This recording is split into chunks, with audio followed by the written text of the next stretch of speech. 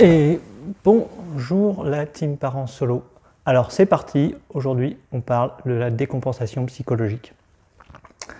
Donc la partie psychologique, c'est un des grands aspects de la rupture, parce qu'il y a beaucoup de sentiments, parce que c'est une période difficile. Donc on va traiter ça sous deux chapitres. Le premier chapitre, ça va être celui dans le cas où c'est vous qui êtes quitté. Alors dans ce cas-là, il va falloir premièrement que vous compreniez votre douleur. Clairement, quand vous êtes quitté, c'est quelque chose auquel vous n'attendiez pas forcément, et donc vous avez un choc. L'humain étant une créature de la nature, on n'est pas habitué aux changements brutaux. Donc il nous faut du temps pour ça. Donc il faut comprendre qu'effectivement, la douleur provient de la rapidité. C'est-à-dire qu'en un clin d'œil, finalement, tout ce que vous avez mis peut-être des mois, des années à construire, ça disparaît. Ça nous envoie sur le second point, c'est-à-dire que la douleur provient de la peur. La peur de ce qui va arriver après.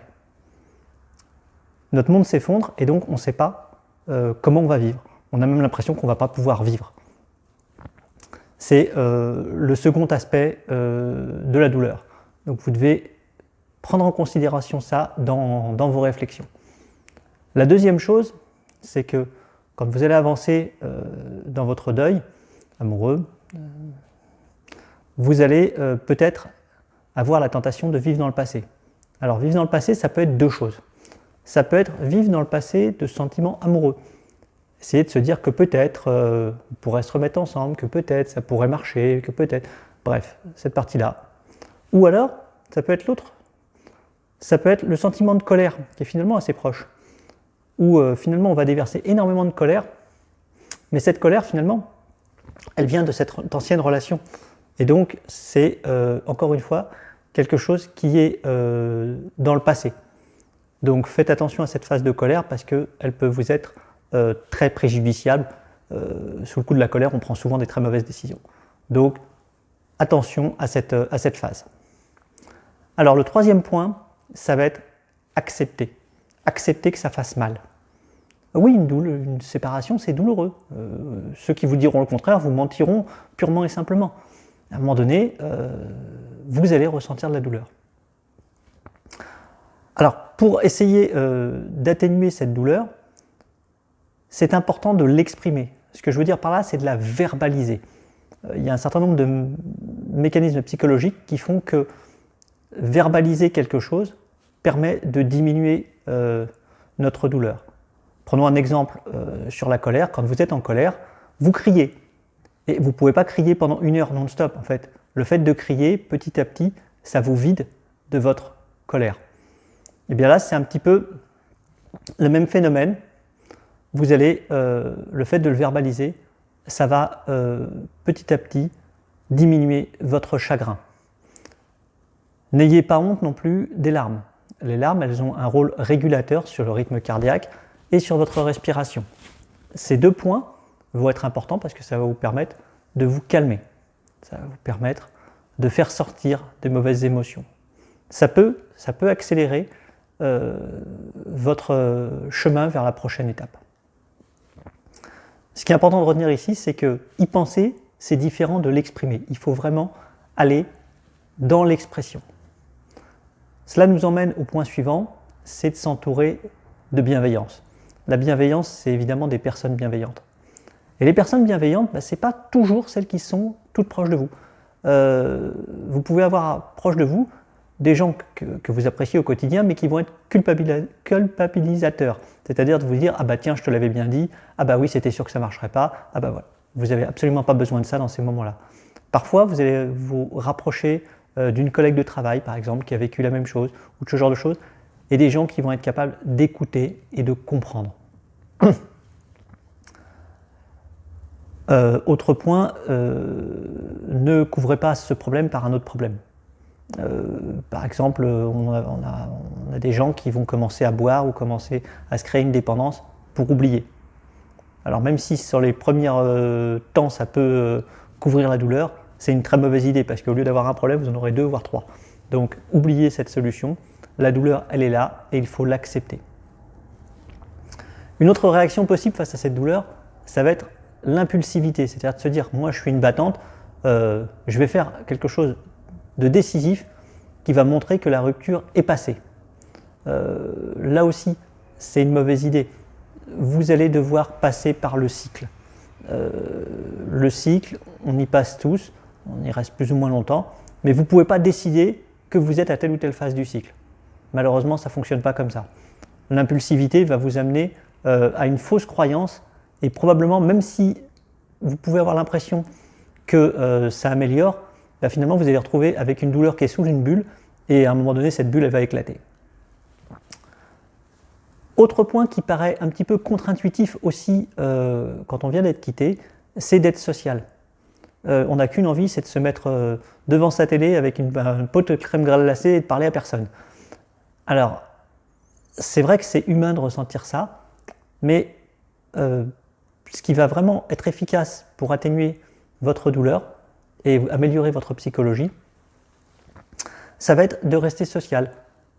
Mettez-vous un petit coup de pied aux fesses si vos amis vous donnent rendez-vous, vous sollicitent pour sortir, n'hésitez pas à le faire. Même si vous pensez que c'est une petite sortie de rien du tout, n'hésitez pas, faites-le, ça permettra de mixer en fait vos sentiments et encore une fois d'améliorer votre chemin et la rapidité vers une guérison. Continuez à pratiquer vos activités. Si vous aimez faire, je ne sais pas moi, du kitesurf, de la poterie ou je ne sais quoi d'autre, continuez à le faire. Le fait d'être séparé ne vous interdit pas d'être heureuse. Ne vous interdisez pas vous-même d'être heureuse. Continuez les activités qui vous font plaisir à vous. Arrêtez les activités que vous faisiez pour le couple. Prenez ce temps maintenant pour vous. Autre point aussi qui est difficile, c'est accepter l'aide. Alors souvent, il y a la fierté qui rentre en compte et on se dit, c'était mon choix, c'était mon couple, peu importe.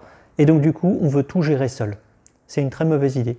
Parce que les humains sont grégaires et qu'on travaille tous ensemble et qu'on a besoin les uns des autres. Donc accepter l'aide, même parfois accepter l'aide d'un professionnel, il n'y a aucune honte, il n'y a aucun problème à aller voir un psychologue. Quand vous êtes malade, vous allez bien voir un médecin. Là, c'est pareil. Ces professionnels ont une méthode, ont une expérience et ils vont pouvoir vous aider. Donc, encore une fois, oui, ça coûte peut-être un petit peu d'argent, mais c'est de l'argent qui va être bien investi et qui va vous permettre de rebondir. Autre point que vous pouvez faire, c'est réfléchir à faire votre bilan. Vous posez par exemple la question de « aurais-je accepté ce que j'acceptais en fin de relation, l'aurais-je accepté en début de relation ?» Quelles sont les fautes qui nous ont amenés à cette séparation? Est-ce entièrement de sa faute? Est-ce entièrement de ma faute? La réponse est non, bien évidemment. Les torts sont toujours partagés. Ai-je envie de revivre cela? Cette même relation? Vous allez voir que petit à petit, vous allez arriver à la conclusion que finalement cette relation, elle a eu un début, il y a eu des bons moments, mais qu'elle a une fin. Et qu'essayer de rattraper cette fin n'est pas une bonne idée parce que vous ne pourrez plus revivre les souvenirs que vous en avez. Il faut aller de l'avant. Voilà, donc je vous présente maintenant le graphique de la courbe. Alors vous voyez ici ce qu'on vient de dire, donc l'annonce de la rupture, c'est le choc, c'est violent, on est surpris. Et souvent les réactions qui s'en suivent, c'est le déni, c'est-à-dire qu'on refuse d'être dans cette situation. Le déni suit la colère, c'est-à-dire que tous les sentiments qu'on pouvait avoir pour l'autre se transforment en colère. C'est une phase qui est très très dangereuse parce que ça peut nous amener à faire des bêtises. Donc soyez bien conscients, faites un pas de côté par rapport à vous-même et soyez conscients que cette phase de colère, elle peut vous être nuisible. Vous avez ensuite la dévalorisation. Vous allez vous remettre en cause, vous allez vous demander si vous êtes capable de bien choisir un homme, si vos critères sont justes, vous allez vous poser toutes ces questions. Puis, vous allez arriver dans la phase de regret, en vous disant « Ah, j'aurais dû faire ci, ah, j'aurais dû faire ça ». Cette phase, elle est difficile, mais en même temps, le côté positif, c'est que c'est la dernière phase de votre séparation. C'est-à-dire qu'à partir de ce moment-là, une fois que ces regrets seront passés, vous allez aller vers l'acceptation. Alors comment on passe des regrets à l'acceptation? Eh bien, tout simplement en comprenant que cette relation, elle a un début et une fin, et que maintenant il faut aller de l'avant, et on accepte d'aller de l'avant.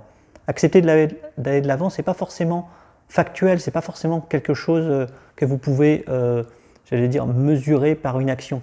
C'est vraiment un déclic qui se passe dans votre cerveau. Une fois ce déclic arrivé, vous allez remonter vers la reconstruction. Vous allez reconstruire quelque chose, vous allez vous reconstruire un univers, puis vous allez aller vers la libération et la guérison. Puis cette relation, et vous regarderez quelques mois plus tard en disant mais quelle réaction j'ai pu avoir à ces moments-là. Vous allez être dans une étape qui est complètement différente. Donc voilà, ces étapes, elles sont nécessaires, on les traverse tous. Alors ça dure plus ou moins longtemps.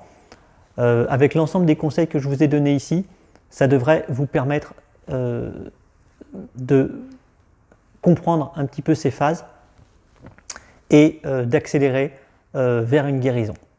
Voilà, je vous remercie et on se retrouve dans la prochaine vidéo.